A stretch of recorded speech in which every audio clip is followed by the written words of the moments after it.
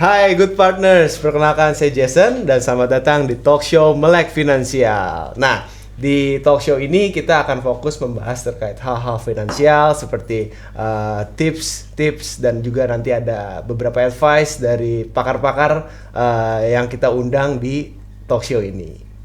Oke, di sini saya nggak sendiri. Saya kedatangan tamu spesial. Beliau adalah Certified Financial Planner. Nah, kita kedatangan Kakak Anissa. Hai Kak, apa kabar Kak? Halo Jason, apa kabar? Aku kabar baik. Alhamdulillah, semua aman ya? Tadi jauh nggak perjalanan? Enggak sih, aku lumayan deket dari sini ya. Jadi nggak terlalu effort ya datang ke kantor sini. Oke, ada pepatah bilang tak kenal maka tak sayang. Nah, aku boleh sedikit mengenal Kakak, background, profile apa Kak? Silakan boleh dijelaskan. Oke, halo, aku Anissa Steviani, aku Certified Financial Planner, ibu satu anak, dan sehari-hari banyakkan edukasi, training di kantor-kantor tentang financial planning. Aku juga bikin konten di Instagram seputar financial, parenting, dan kebanyakan empowering woman sih. I see, sangat menginspiratif nih konten-kontennya. Kamu udah lihat? Udah loh, saya semalaman saya pelajari. Kepoin ya. Topik hari ini yang kita ingin bahas itu topik utamanya adalah hidup dan hutang. Oke. Nah, mungkin Kak Anissa boleh share mungkin ada pengalaman baik, pengalaman buruk terkait hutang, pinjaman dan lain-lain.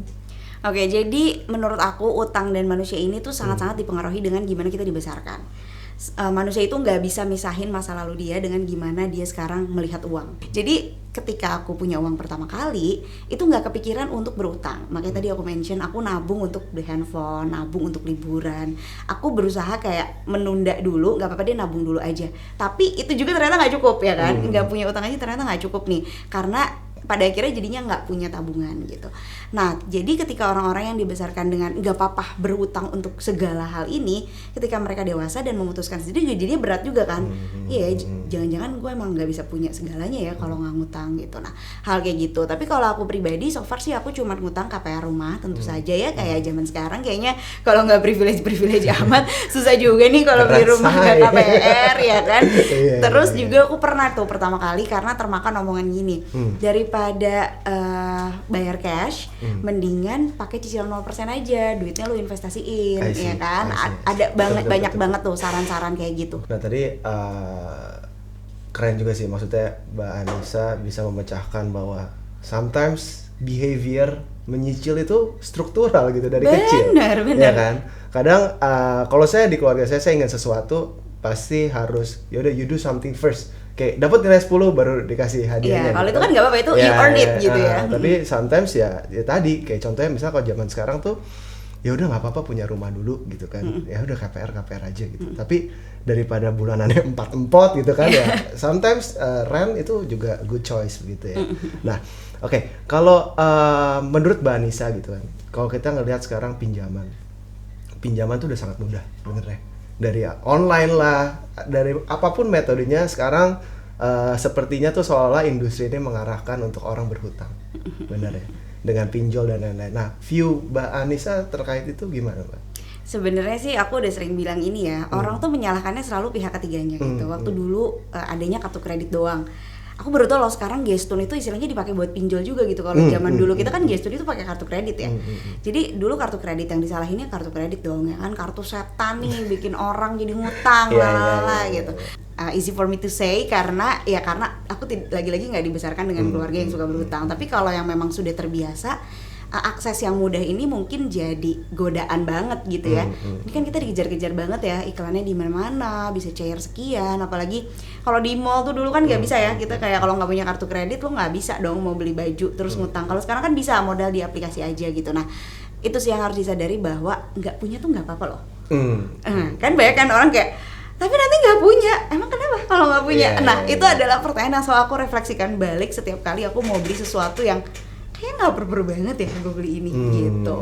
Jadi memang advice dari kakak it's better untuk ya udahlah pilah-pilah mana keinginan mana kebutuhan, betul ya? Betul. Jadi kalau keinginan dan kebutuhan aja tuh biasanya pusing ya, karena cuma dua. Yang biasanya kita pepet-pepetin, enggak kok ini gue butuh banget gitu, sepatu baru, padahal bias udah gitu ya. bias nih ingin sama butuh ini. Tapi kalau kita bagi jadi satu lagi nih, kewajiban, kebutuhan, keinginan. Kewajiban itu something yang mandatory. Jadi wajib banget kamu keluarin. Kamu bayar pajak nggak mungkin dong kabur ya kan. Bayar zakat masa sih enggak gitu. Bayar sekolah anak itu juga wajib, kewajiban. Yang kedua kebutuhan ini survival. Survive nggak kamu kalau nggak beli ini? Nah ini mulai nih kerasa bahwa kayaknya survive nih gue nggak beli sepatu ini gitu kan ya. Ini survival, sandang, pangan, papan, tapi di level survival. Kamu tidak survive kalau tidak beli. Nah kalau keinginan ini nih nice to have aja, sesuatu yang kalau kita nggak beli nggak apa-apa sebenarnya, paling sakit hati aja ya kan, aduh kelewat diskonnya, aduh jadi nggak punya. Tapi sebenarnya kamu tetap survive ya kan, kamu tetap bisa hidup gitu. Nah itu sih ketika kita melatih diri kita setiap kali mau beli sesuatu, setiap kali mau pinjam uang, setiap kali mau mengeluarkan uang kita untuk nominal yang besar atau di luar dari kemampuan kita, balik lagi deh itu buat apa? Wajibkah, butuhkah, atau hanya ingin aja gitu. Jadi ya tadi good partners, take notes, wajib, kemudian ingin butuh atau butuh gitu ya. Nah jadi sebelum pinjam atau membeli sesuatu harus take consideration akan 3 hal itu. Gitu. Nah Mbak, saya mau masuk ke topik yang lagi viral sekarang ya. Masih sama terkait pinjaman tentunya. Nah kemarin kita lihat di berita bahwa ada anak kuliah, dia itu kena iming-iming investasi, oke? Kemudian dengan nilai yang cukup besar gitu, cukup signifikan. Dia tidak punya modal itu. Kemudian di-advise lah sama si, ya kita sebut aja salesnya gitu ya, minjem. Kalian pinjam aja, pinjol mudah. Ujung-ujungnya anak itu terlilit hutang hingga 600 jutaan. Kalau kayak gitu salah siapa? Salahnya adalah yang pertama pemahaman bahwa investasi itu bisa bikin kaya. Jadi dia berharap bisa kaya mendadak dari investasi. Nggak ada gitu kan. Investasi itu bergantung sama modalnya. Modalnya makin besar, imbal hasilnya makin besar juga. Jadi aku nggak pernah setuju sih minjem uang untuk investasi. Kenapa? Karena bunga utang itu pasti, tapi return investasi itu nggak pasti. Ya kan? Return investasi yang pasti itu cuma ada 2, deposito sama surat berharga negara. Di luar itu nggak ada. Jadi iming-iming orang, kadang-kadang orang tuh gini ya kan, aku suka sharing tentang surat berharga negara ya, itu satu-satunya produk yang kayaknya aku ayo ngajak orang-orang gitu kan untuk membangun negeri gitu ya.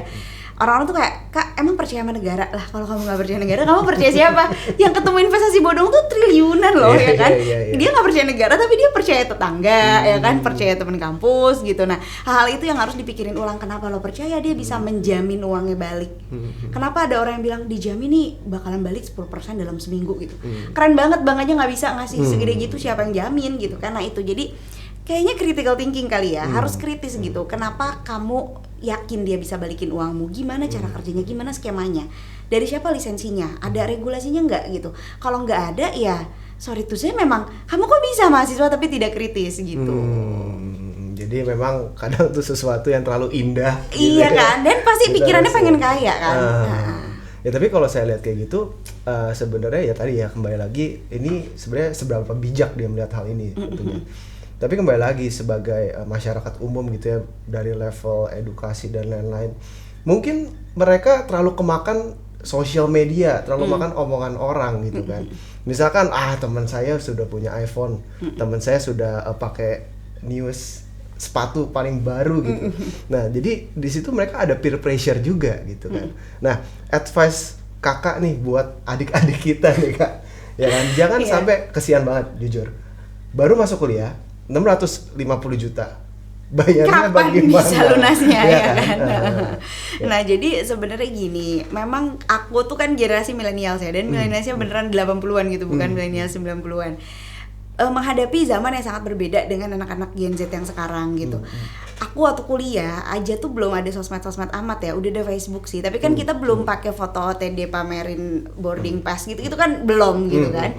Jadi memang ketika ada sosial media di mana kita bisa membandingkan dengan banyak hal, itu tuh udah mature enough nih si millennials ini. Kayak udah mungkin udah umurnya 22, 23 baru ada sosmed yang memang masif gitu. Tapi kan beda cerita dengan anak-anak Gen Z ini nih, dari SD, dari SMP, mereka udah bisa lihat loh anak SMP di Jakarta sepatunya keren banget ya, karena mereka di daerah misalnya. oh ternyata kalau orang kuliah di mana itu satu kampus satu kelas pada bawa iPad semua ya gitu. Jadi membandingkannya tuh udah beyond their circle gitu. Jadi harus disadari juga bahwa ada bubble-bubble tertentu yang memang berbeda sama hidup kita. Ya kan, kadang-kadang kita suka denger, ya aku sih suka denger podcast misalnya dari anak 100 orang terkaya gitu. Dia tuh hidupnya beda banget loh sama kita gitu, dan nggak make sense untuk membandingkan hidup kita sama dia gitu. Jadi apapun itu, hiduplah sesuai kemampuan. Sebenarnya kuncian financial planning itu cuma itu sih. Kalau nggak punya uangnya jangan beli. Kalau belum punya uangnya nabung dulu. Menyadari bahwa hidup orang lain itu nggak ada hubungannya sama hidup kita. Ya kan? Kadang kita ngerasa ada hubungannya loh, kayak wah bukber terus dia gila mobilnya keren banget. Nggak ada hubungannya sama hidup gue padahal. Mau dia mobilnya keren, mau dia udah gimana, ya nggak apa-apa. Itu kan pace-nya dia sendiri gitu kan, pencapaiannya dia sendiri. Aku juga bisa berusaha sendiri, punya pace sendiri, punya pencapaian sendiri. Itu mindset yang perlu kayak dilatih terus-menerus, bahwa orang lain tuh nggak ada hubungannya sama kita, orang lain nggak ada hubungannya sama kita. Dan aku mau cerita sedikit sih, waktu awal aku financial planning 2013 itu, teman-temanku tuh belum ada yang financial planning, karena belum semasif itu, belum sedibicarain itu, gitu kan. Dan pada akhirnya ketika aku bilang nggak bisa nih lagi nabung, nggak bisa nih lagi ngirit, orang tuh kayak ngapain sih ngirit banget gitu, nggak melihat bahwa itu tuh sesuatu yang positif. Jadi kalau sekarang tuh udah kayak oh iya udahlah kita nabung aja, udah bisa ngobrol investasi tuh udah enak gitu kan. Dulu tuh enggak, dan pada akhirnya setahun pertama tuh aku dan suamiku tuh menarik diri dari teman-teman, karena kayaknya gue gak bisa dinongkrong kayak dulu lagi. Realistically speaking memang uangnya gak cukup gitu ya, mana baru punya anak segala macam.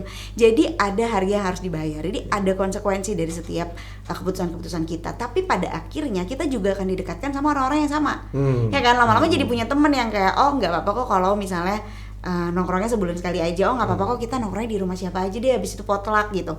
Ada, kita jadi dekat sama orang-orang yang sepaham sama kita, dan itu menurutku penting sih. Karena banyak banget ya cerita-cerita orang yang iya temanku gini ya kenapa ditemenin gitu loh. Ya kan, kalau pakai otak yang sudah dewasa ini adalah ya lu jangan temenin dia lagi dong kalau hanya membawa pada keburukan gitu. Tapi aku paham banget kalau misalnya umur masih di bawah 25, masih 20, masih 19, peer pressure itu tuh nyata banget. Jadi memang harus ditekanin ke diri sendiri bahwa hidup orang lain gak ada hubungannya, kehilangan teman itu gak apa-apa. Banyak hal yang masih lebih penting gitu daripada pertemanan itu sendiri. I see. Menarik. Cukup banyak hal-hal yang harusnya orang-orang itu lebih aware lah ya, dan lebih bijak dalam memutuskan sesuatu gitu. Nah, kalau tadi kita bicara banyak hal terkait utang yang konsumtif, which is ya tadi harus 3 consideration itu ya. Tetapi bagaimana halnya ketika utang itu untuk sesuatu yang produktif? What is your view? Aku tuh nggak apa-apa banget loh. Jadi orang tuh kira aku anti utang gitu ya. Sebenarnya nggak juga sih. Cuman utangnya buat apa dulu, ya kan? Misalnya beli rumah nih KPR, nggak ada opsi lagi, udah sering diusir dari kontrakan, itu sering banget ya dengan cerita kayak gitu. Jadi pada akhirnya mau beli rumah dengan cara KPR, nggak apa-apa juga gitu kan. Selama bisa, selama tahu sumber pembayarannya dari mana.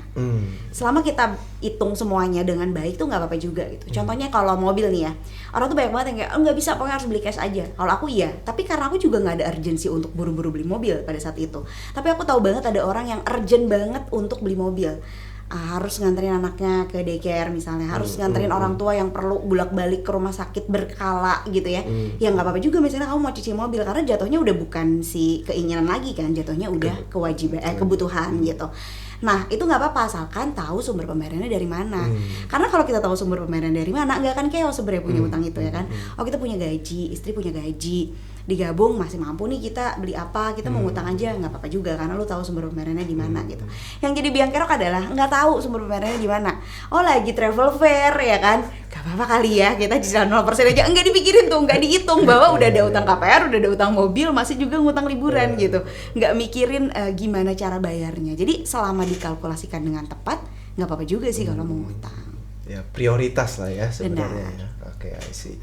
Nah untuk orang-orang yang sedang berhutang atau ingin berhutang, kira-kira insight dari kakak, kira-kira rasio income to debt-nya tuh better di berapa kak biar aman semua? Ya sebenarnya kalau kita ngomongin ideal kan idealnya 30% ya, semua orang akan bilang kayak gitu. Tapi menurut aku sih makin rendah tuh makin oke. Mungkin ada advice gak dalam hal memanage uang, kemudian mungkin yang tadi Mbak Anissa bilang, ya lebih baik menabung dan investasi daripada besar gaya hidup atau besar keinginannya tapi bukan kebutuhan atau kewajiban. Oke, yang pertama kalau memang utangnya udah ada, apalagi kayak tadi ya 600 juta itu kita mau bayarnya pakai apa kan, mendingan di trace dulu deh utang kita tuh kemana aja. Banyak orang yang nggak tahu, saking terbiasanya ngutang di mana-mana, udah nggak tahu lagi nih daftar utangnya tuh apa aja gitu kan. Nah, dibikin daftarnya dulu, kamu punya utang di mana, nominalnya berapa, dan kalau bisa ditulis juga bunganya berapa, supaya kita bisa lihat mana yang bunganya paling tinggi, kita lunasin duluan. Karena kalau kayak pinjol gitu kan tinggi banget ya bunganya ya. Diatur OJK betul. Kadang-kadang orang tuh kayak nggak apa-apa gue pinjol, diatur OJK juga, tetap aja yang diatur OJK juga gede banget sih gitu ya. Tahun ini di 0,3%, tahun lalu di 0,4% gitu. Dan itu tuh memang turun dari tahun ke tahun, tapi tetap aja dalam 10 hari aja tuh udah berapa gitu. Jadi yang bunganya besar diutamakan untuk dilunasi lebih dulu. Jadi dijadikan prioritas dulu. Nah, terus baru pelan-pelan ke yang bunganya lebih kecil gitu. Dijadikan prioritas utama dan dijadikan semua penghasilan yang kita punya udah deh buat bayar utang dulu. Kadang-kadang orang tuh mikirnya gini, aduh nanti jual aset jadi nggak punya aset gitu. Sia-sia kok punya aset kalau kamu punya utangnya tuh bener-bener sangat besar, apalagi dengan bunga yang sangat-sangat besar juga gitu. Nggak ada yang bisa melawan laju bunga utang. Kenapa? Karena misalnya kartu kredit ya setahunnya 30% misalnya. Terus kita investasi setahun cuma 10%. Lebih kenceng sih laju nilai utangnya gitu daripada investasi kita. Jadi itu dulu dipastikan bahwa kita nggak punya utang dulu sebelum mulai berinvestasi. Kadang orang tuh kayak, aduh tapi jadinya makin lama dong gue investasinya. Ya udah anggap aja itu kan pelajaran ya, kayak lesson learn banget kemarin kamu berutang memang sangat banyak.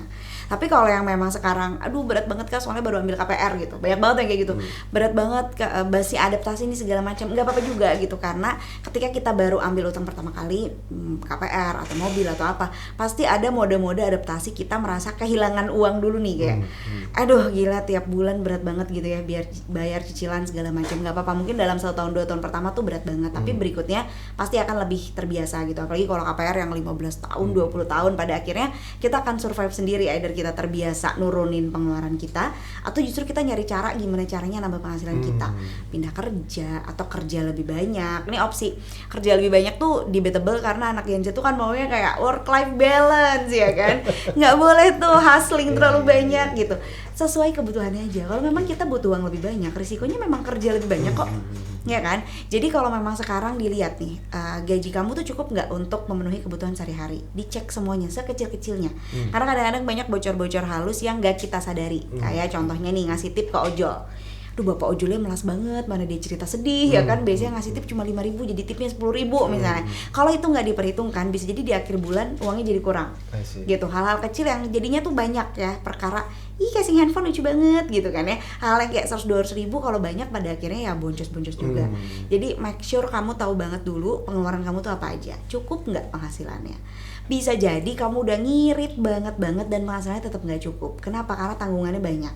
Misalnya iya sih tinggal di rumah orang tua, tapi orang tua nggak kerja, rumahnya gede ya kan, bayar listriknya lebih mahal. Beda sama anak-anak yang cuma ngekos terus bayar listriknya jadi kosannya aja gitu. Terus juga menghidupi mertua, mungkin ada adik yang masih dikuliahin juga, pada akhirnya gajinya udah berkali lipat UMR, uangnya tetap nggak cukup juga. Nah jadi di breakdown pengeluarannya apa aja, terus kita teliti nih satu-satu, ada pengeluaran yang emang lebay banget gak sih, boros gak sih gitu. Kalau nggak ada memang tandanya penghasilannya yang harus ditambah gitu. Memang realistisnya kayak gitu kan. Orang-orang suka bilang ya kalau nggak ada uangnya gimana mau financial planning. Emang bener, emang ketika untuk bisa dikelola harus ada uangnya dulu. Tapi jangan lupa nih, anakku kelas 4 SD ya, uang jajannya cuma 50.000 seminggu, dia bisa loh financial planning. Dia tahu berapa buat jajan, berapa buat nabung, berapa buat charity kasih ke orang gitu, karena udah ada pos-posnya dan sesuai sama pengeluarannya dia. Jadi balik lagi ke hidup sesuai kemampuan, hidup sesuai pengeluaran yang kita punya gitu ya.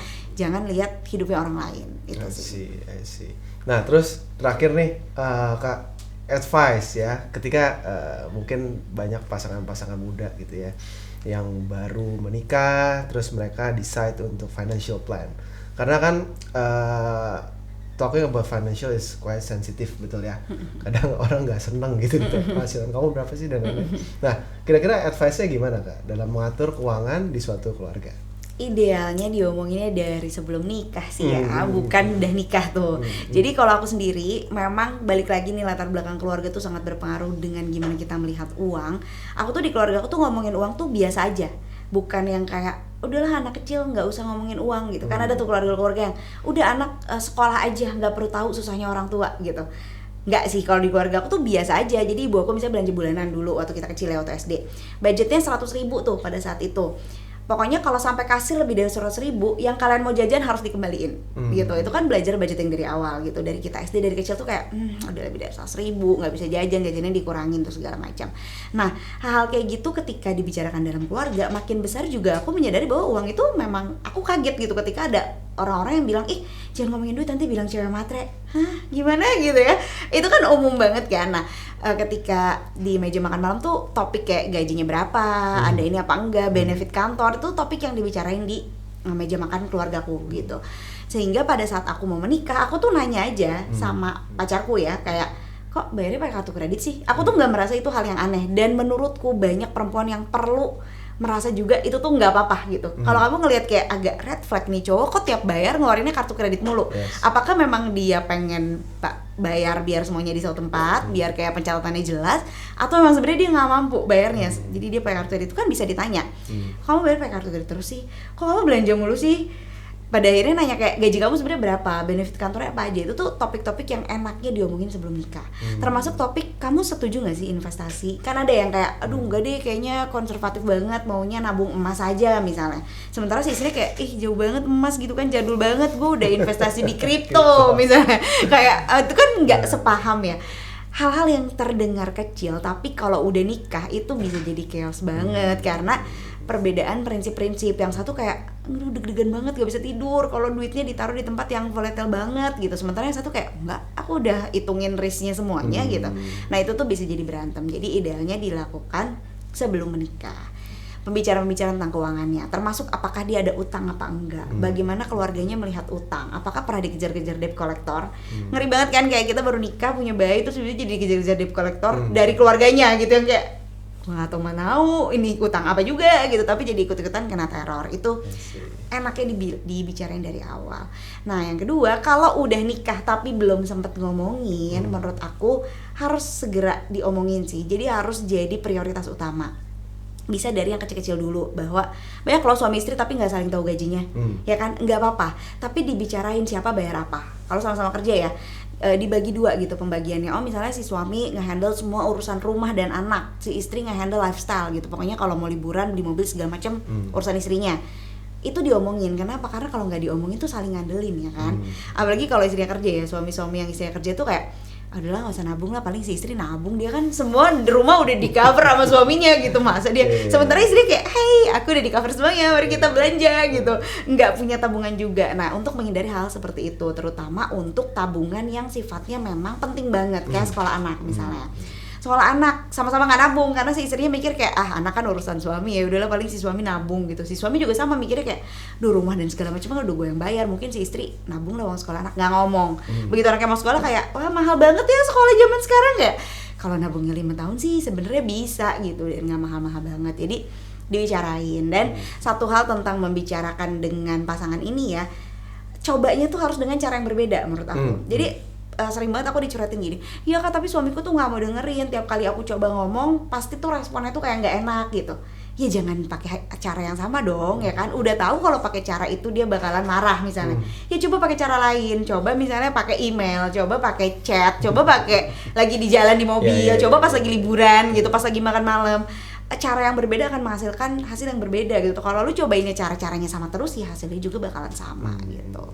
Jadi komunikasi ya ini bagiannya. Ya. Oke. Nah jadi part komunikasi itu tuh penting banget. Jadi ada dua hal lain sih sebenarnya. Jadi komunikasi dan emosi itu dua hal yang sangat berpengaruh dengan gimana kita kelola uang kita. Komunikasi itu nggak mesti dengan suami aja, dengan mertua juga, dengan orang tua juga, suami dengan orang tua kita juga. Kalau komunikasinya nggak berjalan lancar, keuangan tuh bisa jadi berantakan banget. Dan itu biasanya nggak kepikiran sama banyak orang, ya kan? Ada tipe-tipe orang tua atau mertua yang nuntut anaknya gitu. Mama mau beli mobil, mama DP-in, kamu bayar cicilannya. Ada. Ada orang tua kayak gitu. Komunikasinya nggak berjalan lancar, bahwa mah aku nggak bisa loh, aku nggak mampu loh untuk bayar cicilannya gitu.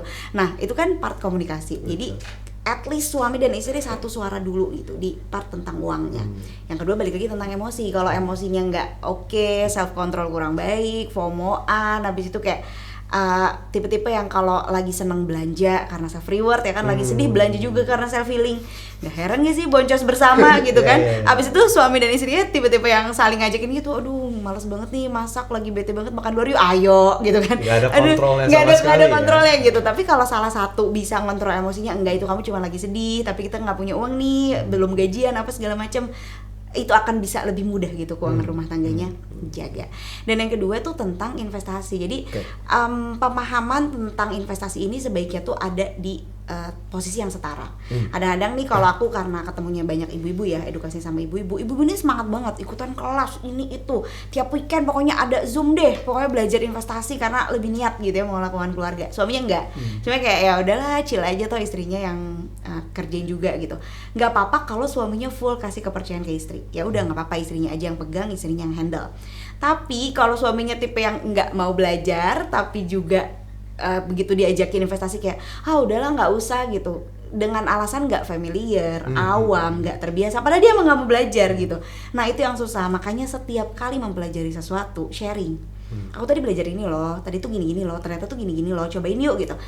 Bersama-sama, jadinya kita ada di pemahaman yang sama, itu akan jauh lebih gampang. Terus sama satu lagi, membiasakan diri untuk meeting bulanan. Itu menurut aku satu hal yang udah kayak korporat deh kayak. Tapi aku pernah mengibaratkan ya, pernikahan itu seperti bekerja di perusahaan. Ya kan? Pernah nggak sih kita kayak kalau ngomongin ya sama kolega gitu ya di kantor, sebenarnya kita marah-marah. Kan dia gitu dong, Wak. Kayaknya jarang deh kejadian, kecuali emang orangnya emosional banget. Tapi kalau sama suami ngomongin keuangan keluarga yang sama-sama padahal kita berharap ada untungnya dalam tanda kutip untuk diinvestasikan, bapernya tuh banyak banget ya kan. Pakai nangis, pakai berantem, ya kamu lagian boros banget gitu. Coba kita lakukan ketika ngomongin keuangan keluarga, suami itu sebagai kolega kita, biar keluarganya bisa jalan dengan baik, biar perusahaannya bisa untung, biar keluarganya bisa lebih untuk berinvestasi ini gitu. Nah itu yang perlu dipikirin juga gitu, jangan sampai ya ngomongnya terus-terusan pakai emosi segala macam, ya susah juga sih gitu. I see. Oke. Jadi intinya communication penting, keterbukaan dan ya saling menerima lah ya. Yang penting ngomong, jangan pakai emosi. Betul. Ya kan, dibawa santai. Kalau memang belum, tadi sebelum ini meeting bulanannya, kelupaan jadinya. Jadi meeting bulanan itu fungsinya apa? Biar kita satu satu pemahaman yang sama, kita duduk bareng nih, bulan ini ada yang mau diubah enggak, jadi dicek, jadi si catatan-catatannya tuh dicek bersama. Kadang-kadang kalau cuma salah satu yang ngecek, yang satunya tuh kayak enakan gitu kan, cukup lah kayaknya, padahal bulan dulu kayak nggak bisa nih, bulan dulu kita pakai kartu kredit kegedean gitu, nggak bisa kayak gitu. Jadi duduk bareng itu biar cek lagi. Kalau misalnya 1 bulan terlalu hassle ya 3 bulan lah. Terus kita lihat nih posisi kita 3 bulan terakhir tabungannya nambah apa enggak, ada yang mau diubah apa enggak, ada kebutuhan dalam waktu dekat yang nominalnya besar apa enggak. Itu lebih enak kalau kita duduk bareng, share Google Sheet bareng sih kalau aku. Jadi financial bukan hal yang tabu lagi untuk dibicarakan kan, memang itu suatu keharusan gitu ya. Nah, kalau bicara investasi, instrumen investasi apa yang menjadi favorit Kak Anissa? Instrumen investasi aku tuh konservatif banget ya. Jadi sampai sekarang tuh belum pernah nyentuh yang namanya kripto. Kenapa? Karena saat dia muncul udah rapih keuangan aku. Semuanya tuh udah auto debit setiap bulan. Jadi aku paling sukanya reksadana sih. Reksadana. Uang nominalnya bisa sama setiap bulannya, terus auto debit aja. Aku tuh semuanya udah nggak lucu-lucu, ayo apa nih yang bisa kita beli, investasi apa enggak, udah setiap bulan akan masuk ke ya udah pasti. Iya, udah pasti gitu. Karena udah berjalan 11 tahun. Oke. Nah, kita masuk segmen terakhir, judulnya kuis ringan. Oke, kerupuk kalian ringan. Nah, oke. Ini pertanyaan simpel aja sih. Pertama, apa aset pertama Mbak Anissa? Reksadana pasar uang. Oke. Dana darurat dulu atau dana pensiun dulu? Dana darurat dulu. Dana darurat dulu. Beli reksadana atau obligasi? Banyak, portofolio aku banyak kan obligasi sih. Obligasi. Oke.